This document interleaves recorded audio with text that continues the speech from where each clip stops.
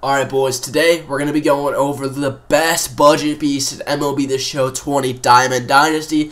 Now these cards are honestly all filthy, and sadly not all of them made the cut that made the last budget beast video, but I put them in my honorable mentions, and I'm really excited for some of these guys because even some of these budget beasts make my God squad. That's how good they are. Before we get into this video, if you guys will hit that like button, hit that sub button, I'd really appreciate it. We are on that road to 1,000 subscribers, so if you guys are new, hit that sub button. It would mean the world to me. Anyways, I'm not going to waste too much time, but let's get right into our honorable mentions today. Alright boys, so today we're going to be going over the top 10 budget beasts in MLB The Show 20. Now these are all guys that I've pretty much used. I haven't used all of them, but they're genuinely known for how good they are on the stat sheet. If I haven't used them, I played against them. They're definitely some of the best budget beasts in the game.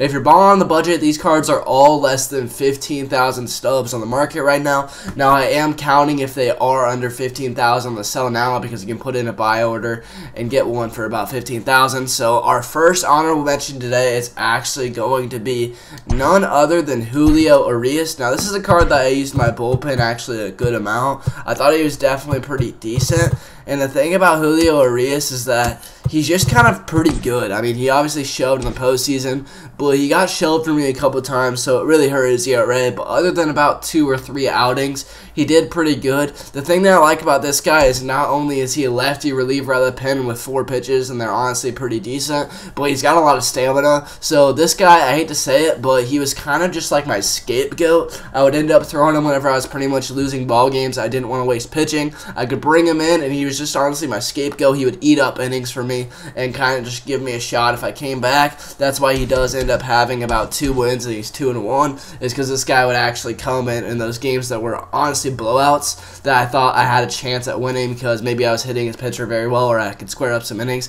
But basically, he was kind of just that guy for me. Julio Urias thought he was pretty good. Our next guy is actually going to be Jock Peterson. Now, Jock Peterson should be only a bench bat for you guys. I mean, he can play first for you and play outfield for you, but Jock Peterson, he kind of just rakes righties, and if you wanted to maybe platoon him with an outfielder, you definitely could, but he's definitely a bench bat in my opinion. I think he's a great bench bat, and I think he makes that list as a budget beast that comes in under about 8.5 if you're going to putting in a buy order for him, and so I think that's definitely pretty dealable, as I feel like he's pretty good. Jock Peterson, definitely a great bat against righties. Jock just has a really good swing, and I really like this card. I've loved this swing in BR and other things like that. He's always had just such a great swing, so Jock Peterson's our next honorable mention. Our last honorable mention is actually going to be Gleyber Torres. Now, I couldn't make this video without putting Gleyber because he just has such a good swing. I absolutely raked with his 88 whenever it was a thing in the Yankees team affinity. I love this card. I think he's very good. Do I think that he's going to start for a lot of people? No. And I do think there are a lot better options for him for the price. But I do have to put him in there because I feel like he just has a really good swing, so I had to put Gleyber Torres in this list. At the number 10 spot today in the Budget Beast, we actually have a finest card, and it is going to be Luis freaking Castillo. Now, Luis Castillo, he was honestly just an absolute animal.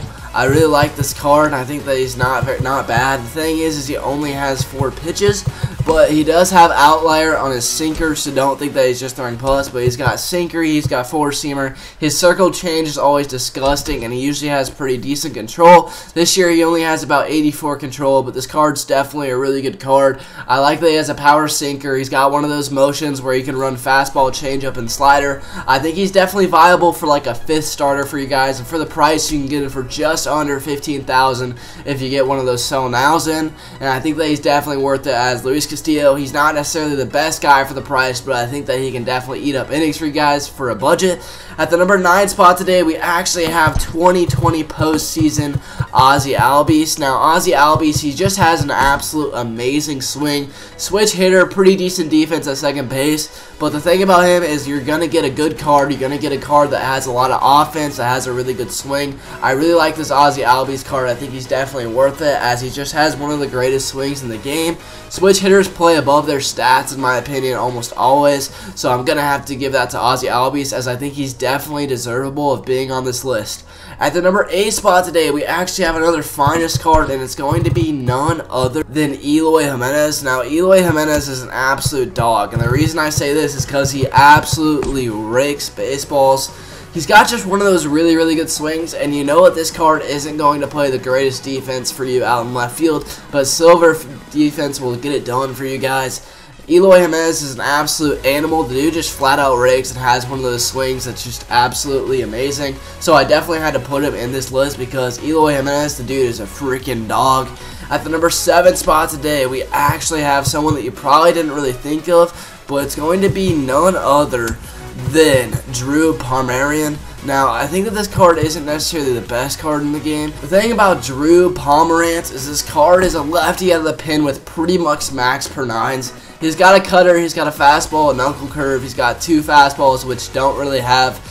The thing about this card is his fastballs kind of look the same, but he's basically going to be a 3-pitch lefty out of the pin for you guys. He's got a cutter, he's got decent differentials. I think this is definitely a budget guy that you can have come in and chuck from the left side. I think he's definitely worth it for about 15K. Definitely one of the better left-handed pitchers in the game.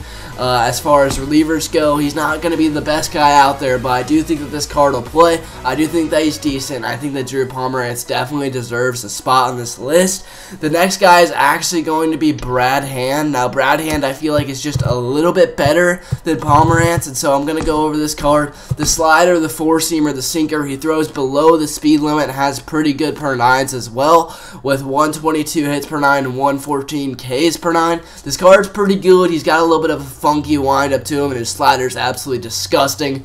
Definitely a good lefty. Would compare him to someone like maybe Amir Garrett. Maybe not as disgusting with the curveball, but he's got 99 break on his slider, and I really like this card because I think that it's got pretty good differentials. I think he's going to be a guy who's going to be good for you guys to come in for maybe 1 or 2 key outs against some lefties. Maybe you're facing Babe Ruth. Bring in Brad Hand, and I feel like he'll do a very good job for you. At the number 5 spot today, we have one of my favorite cards in the game that I'm going to end up trying out soon. I'm really excited and stoked about this card, but it's actually going to be Hyunjin Ryu. Now, Hyunjin Ryu, he just looks pretty good. He's got the changeup, the cutter, the sinker, and what makes me excited about this card is he throws below the speed limit. I love guys this year that throw below the speed limit. I think Greg Maddux is basically a right-handed version that throws a lot slower. I like that his sinker is going to be about 90 to 92, and his changeup, and this guy's going to throw slow. And the thing about this is that there's not many pitchers in the game nowadays that throw under 97,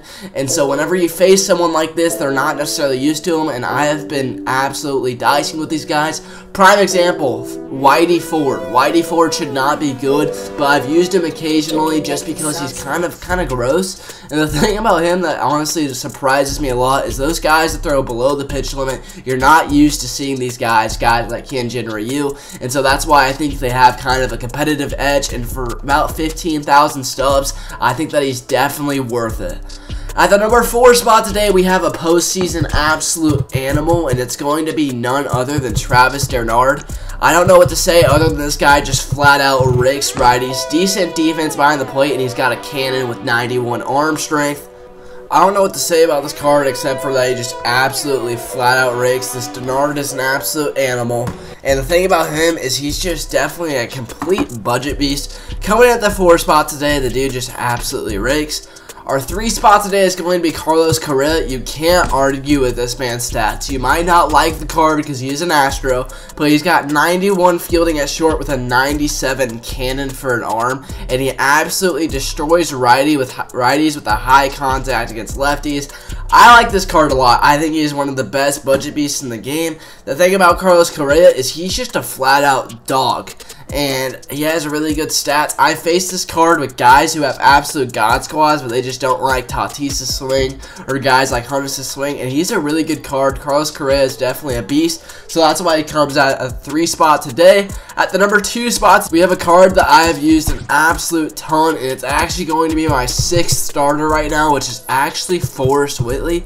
I could not make this list without putting Forrest Whitley, but right now he's going for about 9,000 for sell now price, and this dude is just flat out shoved for me. He's 17-8 with a 3.87 ERA on Hall of Fame difficulty against people who are absolute animals at the game.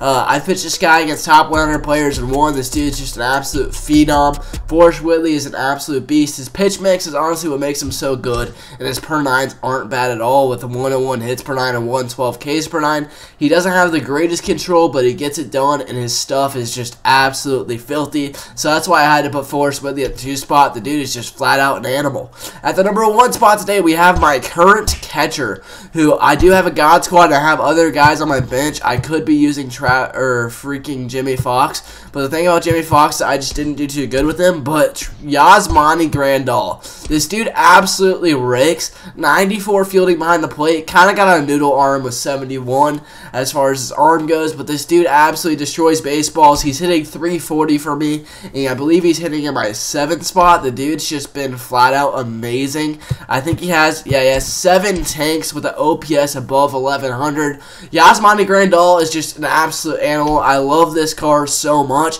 He's probably not leaving my catcher position for a while, and he is a budget beast that makes my God squad, so he had to make the number 1 spot on the list, as I feel like this card just is an absolute animal, and I definitely needed to put him in here because the dude is just a switch-hitting phenom behind the plate. I love this guy's swing. I think he's an absolute beast, so Yasmani Grandal takes the number 1 spot for me today. As always, this is discussion. If I left anything out that you're thinking of, let me know in the comment section below. I love talking about these type of things. Thank you guys so much for watching. Like and subscribe, and I'll catch you guys in the next one.